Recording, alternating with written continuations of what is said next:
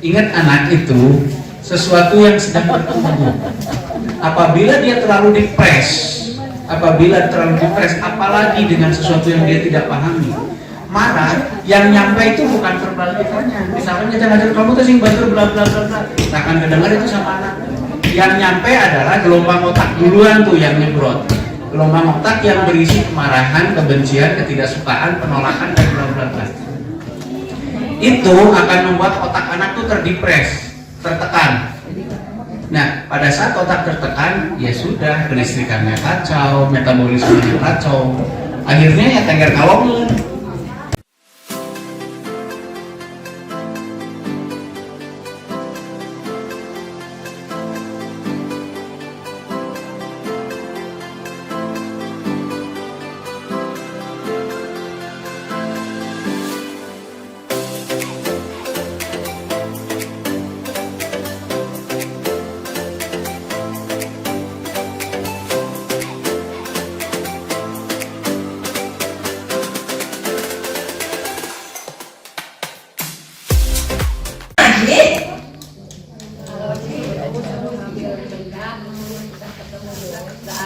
Oke. Disuruh sesuatu, kalau disuruh padahal dia udah tahu ya ada, tapi bilang nggak tahu apa lagi. Hubungan lingkungan Apa lagi? dukungan Lingkungan apa lagi? Kenapa saya bertanya di keluarga? Paham nggak? Karena mengasuh anak itu bukan hanya mutlak ibu yang harus mengasuh. Ya, makanya ada keluarga itu ada ayah, ada kakaknya, ada adiknya, ada bibinya, ada neneknya, tetangganya. ya. Namanya keluarga. Kalau kasihan, nah ini mutlak ibunya yang mengasuh. Oh, kasihan ya.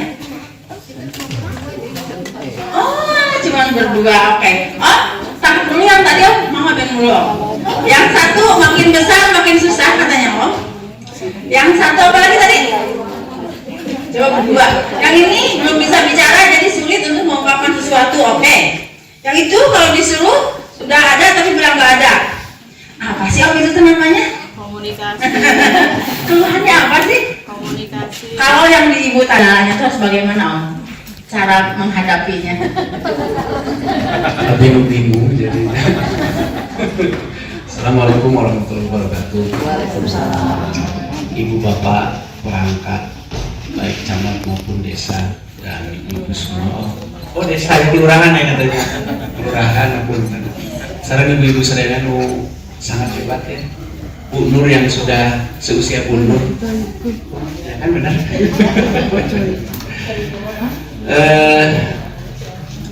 Tadi teh apa sih? Pertama teh kurang mengerti ya. Kayak sebelum masuk ke situ, mungkin sebenarnya kalau masalah keluarga Bu Nur lebih paham dari saya karena beliau pertama sudah lama mengurus anak yang ABK ya, karena A juga mengalami hal yang sama. Kalau saya mungkin akan lebih kepada pemahaman teknis saja. Kurang mengerti itu maksudnya anaknya yang kurang mengerti gitu, atau kitanya kurang mengerti anak. Oh kita. Iya. Iya. Iya. Segalanya berawal dari persepsi kita terhadap sesuatu. Persepsi teh naon ya? Pendapat. Sudut pandang, cara memandang kita. Kalau kita melihat anak kita ini sudah, oh ini anak yang dalam tanda petik kekurangan, maka segala perilaku kita akan menjurus kepada anak ini itu kurang.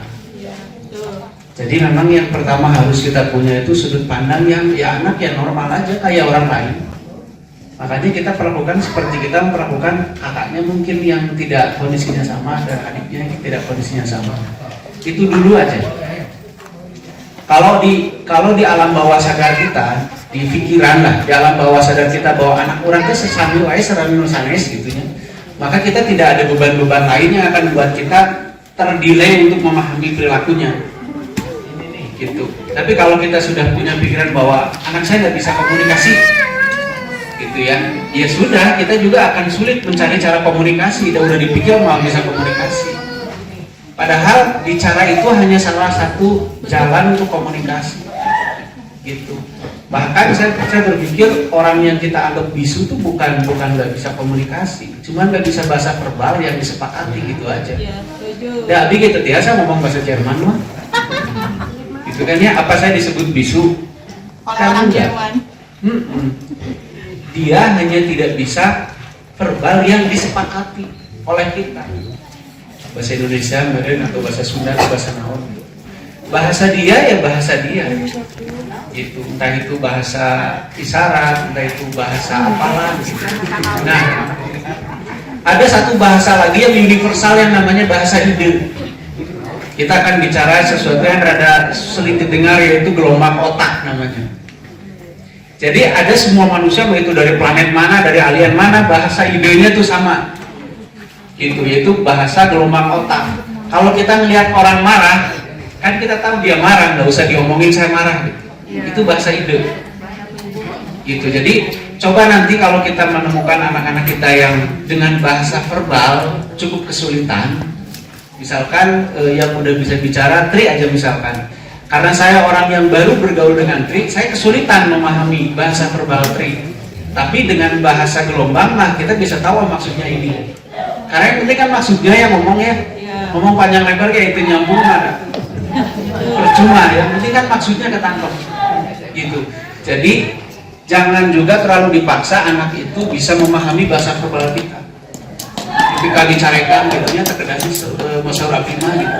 Yang penting bagaimana anak itu atau kita bisa memahami non maksud.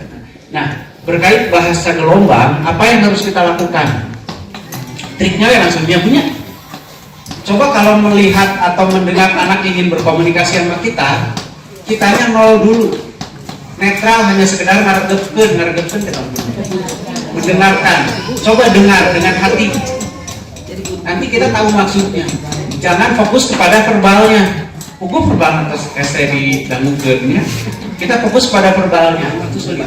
Coba jangan berpersepsi dulu kalau dengar anak ngomong tuh nol aja kitanya, netral aja dulu gitu. Nanti si gelombang otak itu ketangkap sama otak kita. Jadi kita maksud gitu. Sama seperti orang pacaran mah tinggal kita terang maksud gitu. Getarannya ketangkep nyambungnya. Tak itu ibu saran apanya kan gitu. Pelong-pelong tas jalan. Nah, itu bahasa gelombang itu universal. Mungkin nanti Bu Nur mungkin bisalah melakukan pelatihan bahasa gelombang gitu. Gampil ya dong. Tapi itu menurut saya jadi modal yang sangat penting untuk kita bisa memahami. Kayak misalkan anak-anak yang sudah keinginannya tinggi tapi penyampaiannya kurang, nanti ujung-ujungnya tantrum. Tantrum teh amak-amakan kepupu juga itu itu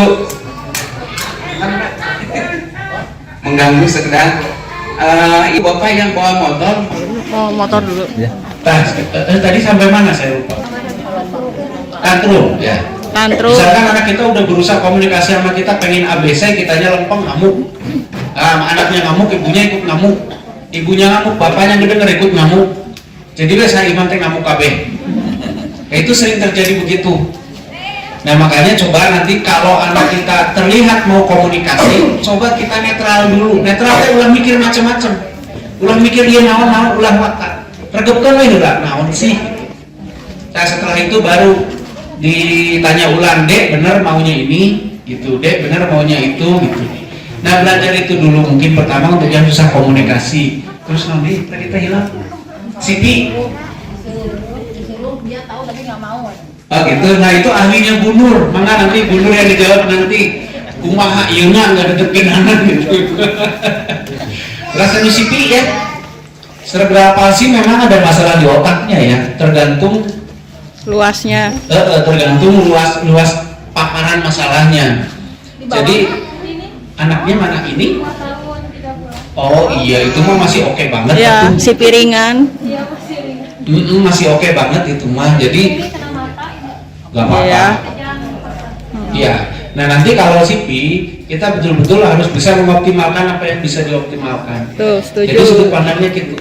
Ulah pemacarana supaya sami sarang sanes itu kedah mikir. Yang penting bagaimana kita mengoptimalkan apa yang bisa dioptimalkan. Kalau memang misalkan di caranya nggak optimal, kita cari di yang lain. Jangan deket di situ aja terus. Karena prinsipnya otak itu yang lengkap, nggak usah terfokus kepada satu hal saja. Nanti ujung-ujungnya pokoknya anak-anak kita ini harus bisa mandiri. Eta we ieu namina teh goalnya itu mandiri. Walaupun mandiri itu ya tergantung Persepsi. masing-masing juga. Ulah terpaksa kudu bisa masak sangu oge gitu kan. Sesuai Nah, kemampuan. gitu, sesuai kemampuan, sesuai modal. Kalau saya sering bicaranya modalnya anak ini sampai mana, itu kita kembangkan.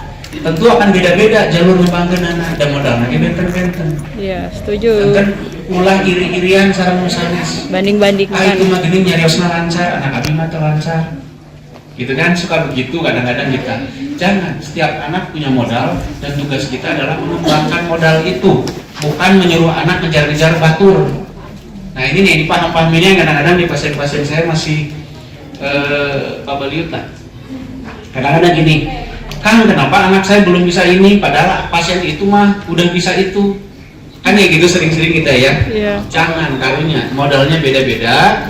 Fokus kita adalah kepada modal itu dan cari cara supaya modal itu bisa teroptimalkan. Mungkin itu Bu Nur yang masalah yang anak itu mangkat ke Bu Nur atau Kalau makanya perkara kakinya kan kakinya tuh normal kan kayak gini. Kadang-kadang suka orang kayak gitu kenapa ya? Nanti kita treatment ya. Oke, kalau masalah jelas dari otaknya, dari kelistrikan di otaknya. Perintah kalau masalah otak. treatment nanti mangga Bu Nur. Beda di tensopasan apa beda di rumah terserah. Ya gitu Pak Internya, mangga Bu Nur. Paham? Barusan pernah menyamakan kondisi anak kita dengan anak orang lain. Setiap manusia adalah beda, setiap anak adalah unik. Contohnya, ibu punya kakak di rumah sama nggak karakternya dengan ibu? Beda, makanya ulah suka yang nyamikeun. Ya, karena setiap anak beda-beda, beda kemampuannya, beda kondisinya. Contohnya anak cerebral palsi, walaupun ada anak 100 cerebral palsi, tidak sama satu anak dengan satu CP dengan satu CP yang lainnya. Tetap akan berbeda. Karena prinsipnya 1000 anak, 1000 kebutuhan, 1000 pelayanan, 1000 teknik pengasuhan, ya. Nggak bakalan sama. Makanya setiap anak adalah unik dikatakan. Kayak tadi, gimana Bu Nur kalau konsentrasi? Biasanya para orang tua sok mau senang, nggak sabar. Kalau istilahnya mah kayak suruh makan, kita makan cabai kerasa langsung makan cabai. Kan anak-anak. Prinsipnya anak-anak masuk kita itu pertama ajarkan, contohkan, biasakan. Tapi kita suka lupa mengajar aja terus diajarkan anak-anak. Tapi kita tidak pernah menjadi contoh. Karena sebenarnya ngasuh yang baik itu menjadi contoh. Kita mengajarkan tapi harus mencontohkan. Biasanya anak-anak itu duplikatifnya bagus, paling cepat. Setiap anak pasti akan menduplikasi apa yang kita lakukan. Contohnya pada anak cerebral palsi. Anak cerebral palsi itu anak kompleks ya Om ya? Kompleks bangsa. Anak saya juga cerebral palsi, ada epilepsinya. Anak saya harus jalan. Tapi di sini cara pengasuhan yang tadi kata Om Rocky, ekspektasinya jangan terlalu tinggi. Kita sesuaikan dengan kondisi kemampuannya anak dan terukur. Ingat, kita harus bisa mengukur kondisi anak. Kemampuan anak kita harus mengukur. Jangan istilahnya kan, anak kita harus bisa jalan sementara kita melihat kondisinya dulu. Ya Bu Nur, anak saya punya kaki, iya semua punya kaki. Tapi ingat kondisinya bagaimana. Diukur dulu sama kita, jangan sampai kita nanti kecewa ya Om ya. Banyak kalau pasien Om Rocky, Om kenapa anak itu udah bisa gini? Ya beda, tiap anak beda. Karena anak-anak kita prinsipnya cedera otak, jadi otaknya harus diperbaiki dulu ya Om ya. Otaknya harus diperbaiki dulu. Istilahnya mau diterapi macam-macam, digumuk-gumuk. Kalau otaknya kita tidak latih percuma. Kalau prinsip saya masuk anak saya di rumah, saya lebih senang mengaktifkan otaknya dulu. Karena ini modal utama mereka otak. Dia akan bisa jalan kalau sensorik perintah sensoriknya dilarikan ke motoriknya. Begitu kan Om? Mudah-mudahan tidak salah ya. Karena itu syaratnya ada syarat motorik dan syarat sensorik dan syarat motorik. Sensorik menyuruh, motorik melakukan. Nah kita itu sensorik, si anak aktifkan dulu sensoriknya. Ya, nanti Om Rocky akan menjelaskan apa sih sensorik itu yang benernya apa. Karena banyak pelatihan, orang tua dilatih anak stretching. Wah, digini-gini kakinya. Tahu nggak manfaatnya stretching kaki buat apa? Biar tidak kaku. Apa lagi? Meregang ototnya. Apa lagi? Contohnya di stretching kakinya. Melepaskan atau nindang. Ini cara jalan. Ayo gitu. Tapi kita tidak pernah mempola itu. Yang sering salah tidak ada pola. Anak di stretching. Kita kadang tidak paham bahwa segala yang terjadi dengan tubuh kita itu semuanya bersumber dari otak. Jadi kadang-kadang tangannya kaku merengkel, terus yang diurusin tangannya terus diminyakan, dinaungan gitu. Padahal semua dari sini. Harusnya perintahnya kalau kita mau ngangkat dengan berat 1 kilo butuh tenaga 1 kiloan. Upami selalu otak nan teles ngasih tenaga 20 kiloan, opertak gitu kan begitu ya anak kita itu. Nah, sedikit salah pemahaman itu kalau kita kemudian mengatakan oh ini masalahnya di tangannya, masalahnya di kakinya, nggak bisa masalahnya di ususnya. Enggak, itu masalah hilirnya, hulunya itu di manajemen otaknya. Maka saya membagi latihan itu menjadi 2. Ada latihan olahraga, ada sifatnya latihan. Kalau yang misalkan kita sering lihat yang sering fisioterapi, misalkan digini-giniin gitu ya, atau dibagaimanain, itu efeknya sekedar kayak tadi pelemasan mungkin, pelenturan apa, itu sifatnya olahraga, mengolahraga. Tapi otaknya dilibatkan tidak. Pada saat otaknya tidak dilibatkan, ya tidak terjadi apa-apa secara pembelajaran, secara latihan tidak terjadi apa-apa. Kalau kita targetnya ingin melatih anak bisa memegang, ya otak harus dilibatkan karena memegang itu diawali dari kemauan, dari keinginan. Setelah itu otak memberi perintah kepada saraf, saraf membawa perintah kepada otot, baru otot itu mengeksekusi. Kalau cuma disuruh megang bola, digitunya bari dicepengan, putrapisna kan gitunya, dicepengan, dipindahkan ke dia cepengan, ya otaknya mengacai, tidak terjadi apa-apa. Ya olahraga ada manfaatnya, ada manfaatnya, nggak ada manfaatnya. Cuman secara kalau itu disebut latihan, tidak ada latihan karena latihan harus diawali dari otak. Jangan kami ibu yang ngelatih kurang kali supados biasanya ya harus disimpan bendanya, diberi tahu itu benda, dicontohi, dibantu, dibiasakan kayak benar tadi. Kalau enggak ya tidak terjadi latihan apa-apa. Nah ini pemahaman yang penting sekali. Karena kebanyakan orang tua pasien saya itu udah merasa anaknya di treatment, di fisioterapi atau di apa, tapi kok belum juga bisa mau bergerak ya karena otaknya tidak dilatih. Nah, memang ada otak yang bisa dilatih, ada otak yang perlu dibantu supaya bisa dilatih. Kalau kayak si anak adik siapa namanya? Oh anak saya, kirain anak saya sudah.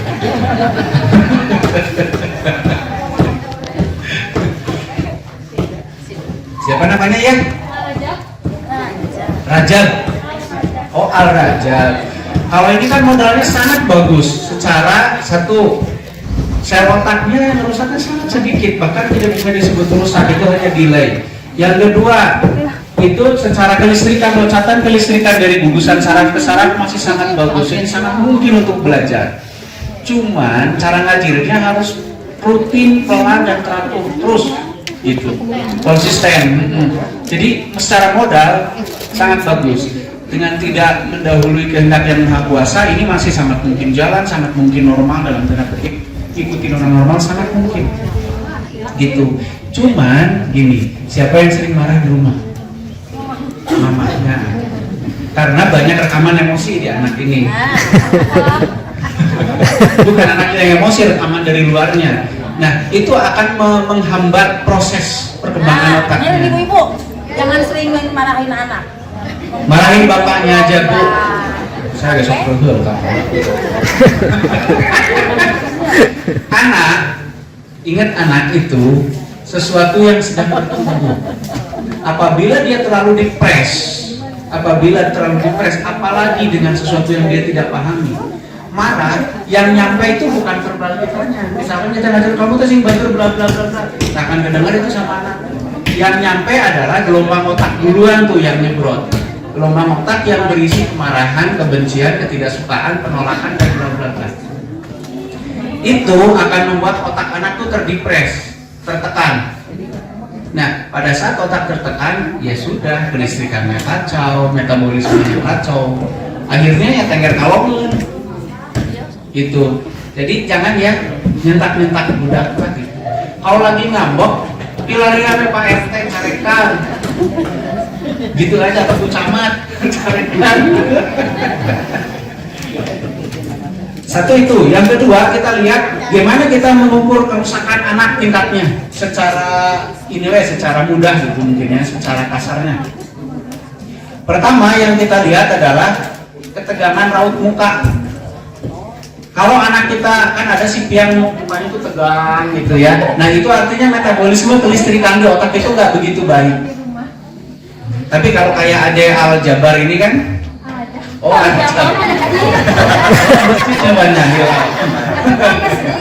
Kan mukanya masih biasa ya, masih slow mukanya dan seterusnya. Ini metabolisme otaknya masih bagus, kelistrikannya masih bagus. Gitu. Kalau yang sudah tegang-tegang mukanya berarti metabolisme otaknya nggak begitu bagus. Gitu ya Bu ya. Itu cara kita mendeteksi ya secara orang awam lah gitu.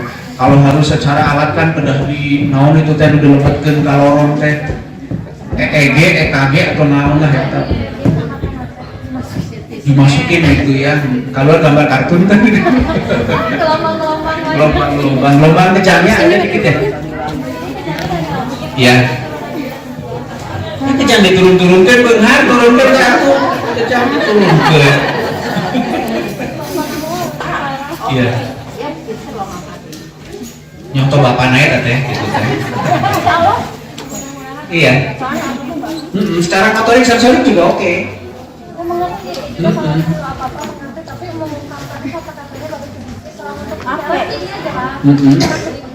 Iya. Berarti namanya harus cerewet. Cerewetnya balik ngambek teh gimana? Tapi prinsipnya aja gini bagus. Terus latih, tapi saran saya bukan latihan yang olahraga. Ngerit. Kalau anak terapi anak melatih, pegang aja suruh dia angkat, bangun nak. Pas anak dia upami kudu jam can ngangkat, bade sabar bade moal. Ada dicengatkeun di ieu nih ngesek.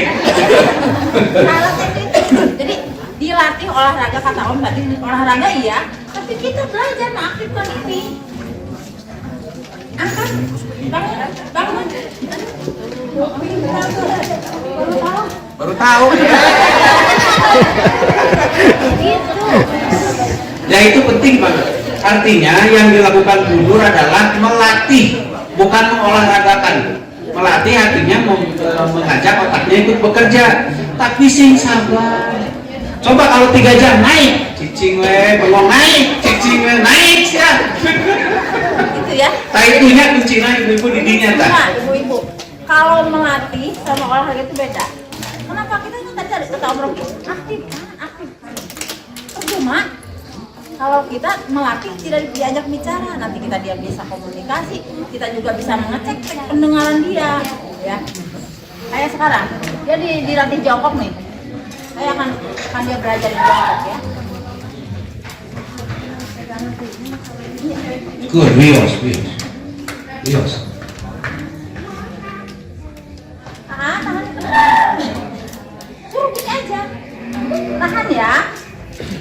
Tapi kan mama pada WA-an.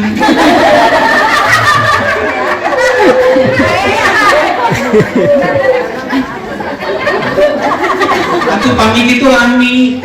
Kumaha tuh bunuh. Simpan dulu lah. Dia belajar jongkok sendiri, bukan di rumah diajari saya. Tapi dia megang Si anak bisa sambil diajak ngobrol. Yuk perhitung, sampai gini yuk anjing, jangan sampai 10. Kita melatih otaknya juga biar aktif, ya. Jadi jangan lagi banyak orok-orokan ya. Terus. Orok-orokan kalau aku mau diterapi kita tuh nggak akan kaku. Paham ya?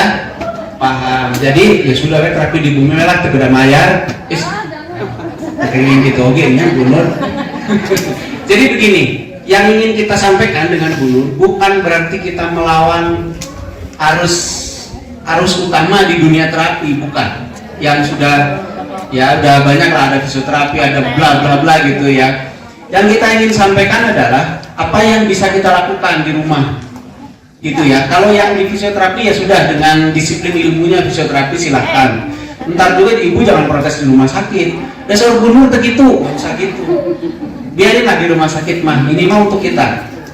Tapi disiplinnya adalah arus utamanya adalah otak yang harus kita ajarkan, gitu ya. Karena perintah semua dari otak. Dan anggota badan mah hanya pelaksana saja, gitu. Gerakan sensorik menyuruh si anaknya banyak sebenarnya disuruh. Tuh dia sana aja ringan tuh.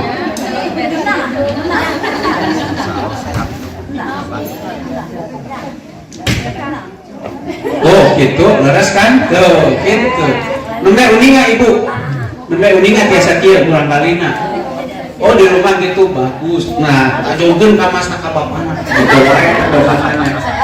Bapana bawa ya mah. Iya benar. Tuh kan benar. Jadi gosip. Jadi prinsipnya itu ya, melatih anak, aktifkan otak untuk cara berkomunikasi dengan anak. Setuju? Tepuk tangan dong. Nah, itu tuh poinnya penting tuh. Libatkan otak dalam setiap kali latihan. Yang kedua, ulah mereman. Yang ketiga, HP kan itu gendela. Apa bahan wae dah ibu mah. Lanjut Bu. Untuk semua anak nih, Bu, anak saya mah gak intelektual di kabarnya. Intelektual nyangkutnya dengan ini. Semua kalau jangan diaktifkan, motor kita akan terganggu, ya. Punten. Banyak anak yang grahita contohnya. Bunur kenapa anak saya grahita jadi kaget? Nah iyalah. Yang dilatih fisiknya aja, suruh menggambar tapi tidak disuruh untuk mengaktifkan ini. Kadang-kadang kita suka lupa. Wah anak-anak saya mah kamu Bunur keren. Tapi lupa ininya. Harta anak kita ada di sini. Ya. Kemampuan anak-anak kita ada di sini.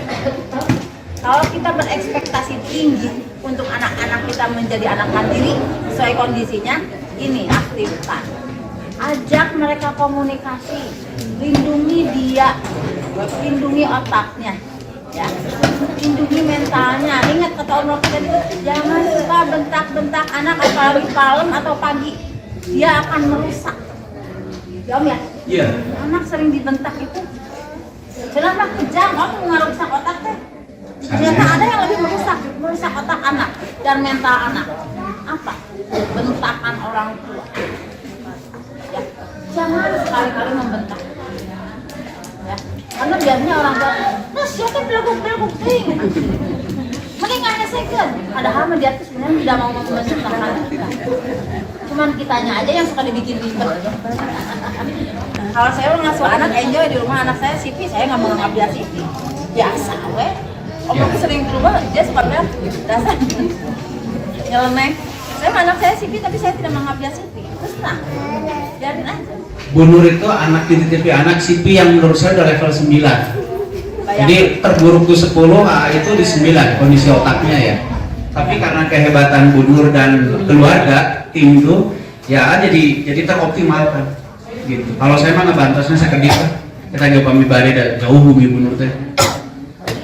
Saya prinsipnya dari dulu kebetulan berteman dengan orang aktifkan aja otaknya. Oke, kita harus terus-terusan mengaktifkan otaknya. Tidak, fisiknya oke, diaktifkan otaknya harus diaktifkan ya.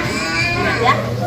Tuh, sekarang udah datang tuh terapis tuh di belakang tuh, yang kerudung pink sama kerudung biru. Oke, nanti kita bumuk-bumuk anak-anak kita ya. Siapa yang mau terapi boleh ya. Tapi ingat, di rumah dilakukan, jangan sampai datang ke rumah anak-anak.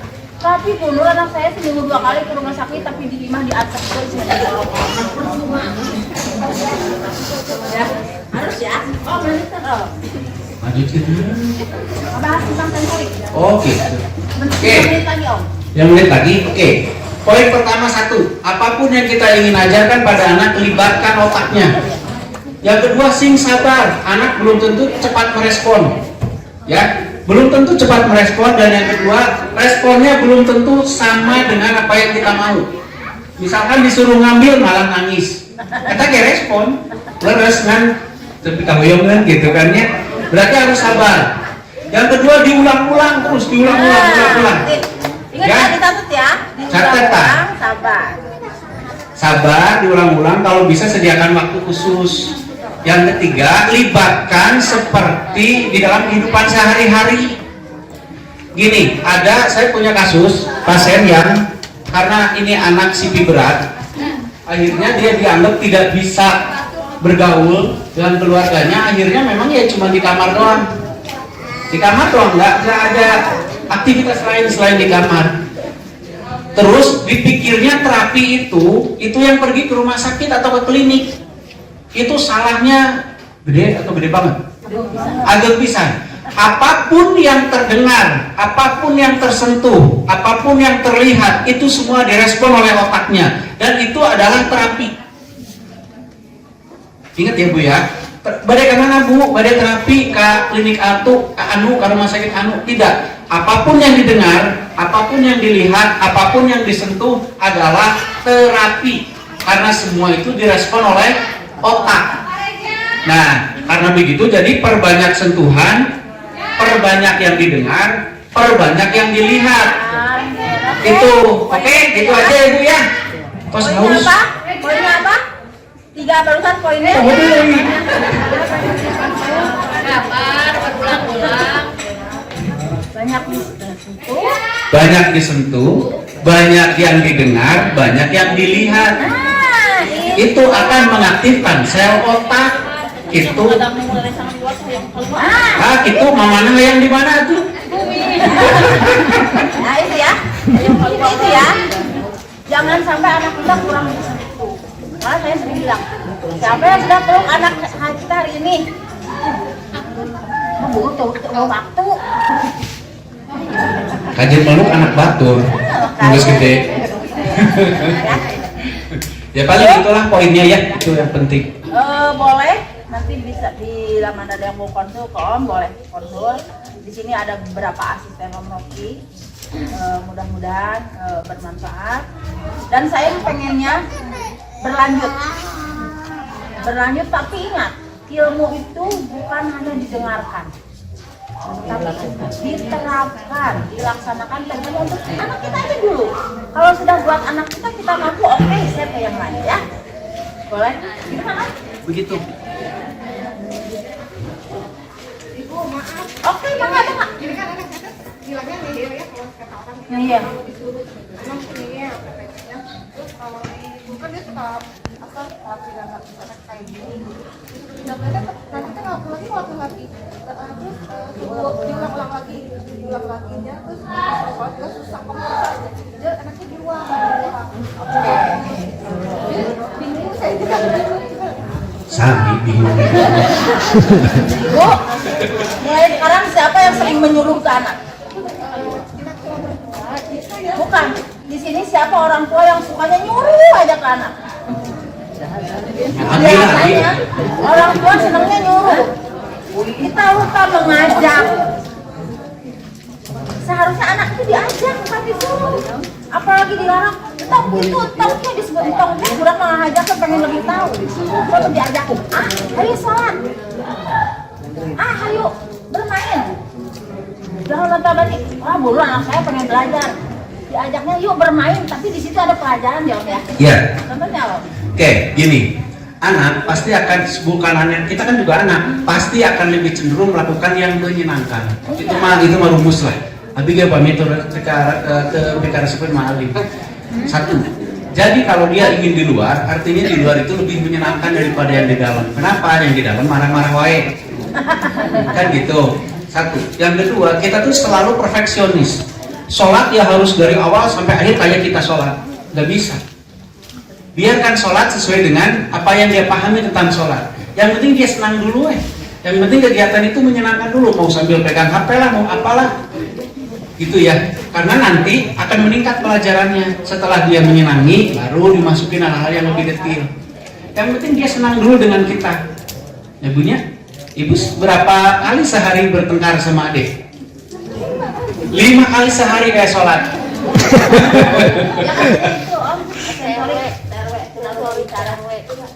Oh ini, iya, banyak dipeluk aja dulu.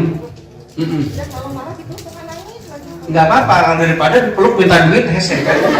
Nangis aja nggak apa-apa. Peluk, tolong sering dicium di sininya. Di kening.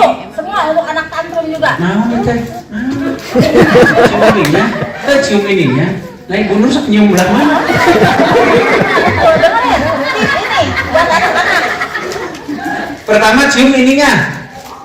Yang kedua, ubun-ubunnya sering diusap dan dipegang. Yang ketiga, tulang punggung, usap ke atas ke bawah. Jangan pukul-pukul, bisa batuk. Jadi cium cukup ininya, nggak usah kemana-mana. Nggak usah, ini aja dulu.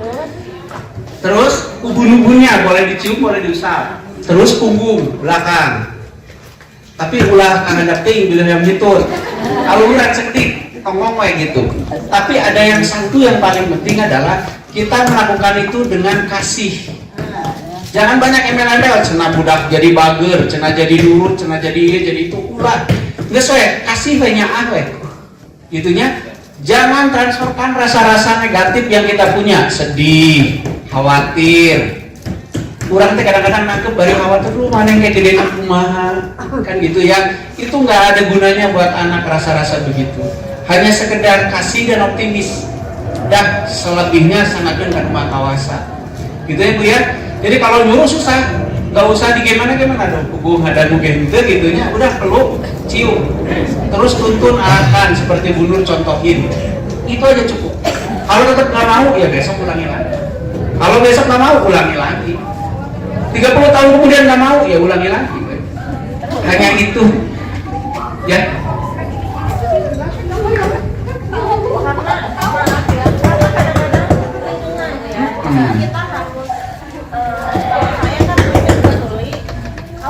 Walaupun pekerjaan di rumah itu berantakan, saya usahakan saya ikut keluar karena saya pengen melihat rumah itu seperti apa, terus nanti cara bermainnya kayak gimana. Betul, tepat itu.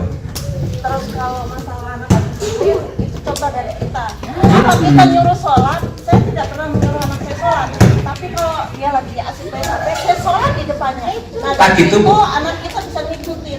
Contoh namanya, mendidik dengan Sampai Kalau- sekarang saya tidak kalau masalah gini-gini. ketawa tuh banget, ketawa lagi sama aku yang ketawa dari juga. Biarin, apa salahnya gini-gini, otak kitanya aja mikirin macam-macam. Kita kasih tahu kalau dia begini, kita melakukan lagi tapi yang beda. Misalkan gini-gini atau gini-gini, itu aja, ya. Oh kampanyenya. Tapi gini, kan dia tidak dengan sadar tahu makna ini, jadi kita nggak usah merespon itu berlebihan. Jadi nganggep oh itu teh sopan, kamu ada budak can paham. Jadi biasa aja menyikapinya. Ya, jangan dicarikan kamu ditutut kira suka anak terkudu itu. Tapi cara ibu untuk bisa, Ibu Deni betul sekali. Mama Denis itu benar. Nah kayak yang Bu Nur sampaikan, contohin kalau dia lagi main game, kita ngaji banget ada full didinya. Itu aja. Terus-terusan deh kita kayak ramah gitu. Nanti juga lama-lama anak ikut. Yang penting bikin dia happy aja dulu ya. Gitu. Udah mungkin. Udah gitu aja. Kalau ada yang bertanya boleh nanti di Kalau ada yang mau di terapi, silahkan. Nanti kita terapi di sini, di sana ada yang iu boy. nanti ke Orok ya. Gitu. Terapi di situ ada Ibu Miri, ada Bu Nila, sama siapa itu? Kang Arif. Arif, kalau nggak salah Arif namanya itu teh. Boleh di sana ngobrol ya. Sok panitan gitu, mangga pelajaran Bu Nur.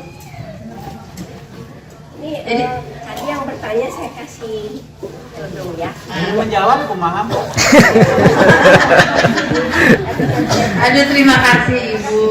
Ingat ya, tadi kata Om Novi ya, bahwa anak-anak kita harus diaktifkan, belajar mengaktifkan otaknya ya, biar anak-anak kita siap. Satu lagi tadi Ini Jadi itu sudah datang. Siapa yang mau diterapi boleh dikomroki dulu.